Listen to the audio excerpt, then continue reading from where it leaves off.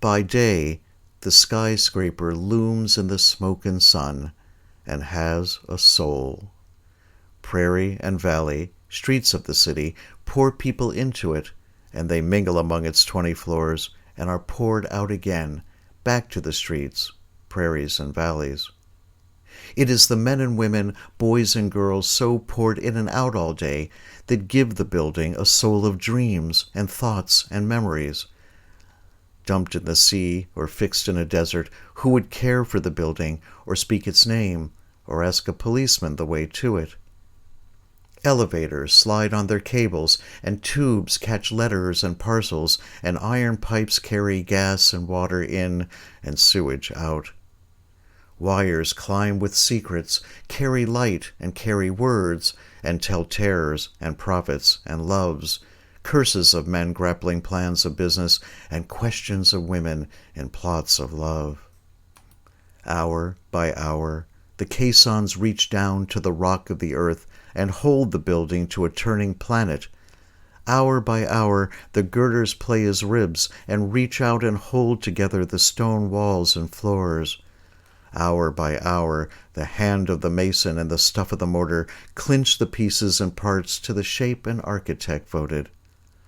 Hour by hour, the sun and the rain, the air and the rust, and the press of time running into centuries play on the building, inside and out, and use it. Men who sunk the pilings and mixed the mortar are laid in graves where the wind whistles a wild song without words. And so are men who strung the wires and fixed the pipes and tubes, and those who saw it rise floor by floor. Souls of them all are here, even the hod carrier begging at back doors hundreds of miles away, and the bricklayer who went to state's prison for shooting another man while drunk.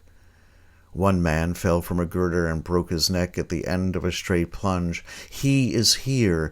His soul has gone into the stones of the building. On the office doors from tier to tier, hundreds of names, and each name standing for a face, written across with a dead child, a passionate lover, a driving ambition for $1 million business, or a lobster's ease of life. Behind the signs on the doors they work, and the walls tell nothing from room to room. $10 a week stenographers take letters from corporation officers, lawyers, efficiency engineers, and tons of letters go bundled from the building to all ends of the earth. Smiles and tears of each office girl go into the soul of the building, just the same as the master men who rule the building. Hands of clocks turn to noon hours, and each floor empties its men and women who go away and eat and come back to work. Toward the end of the afternoon, all work slackens and all jobs go slower as the people feel day closing on them. One by one, the floors are emptied. The uniformed elevator men are gone.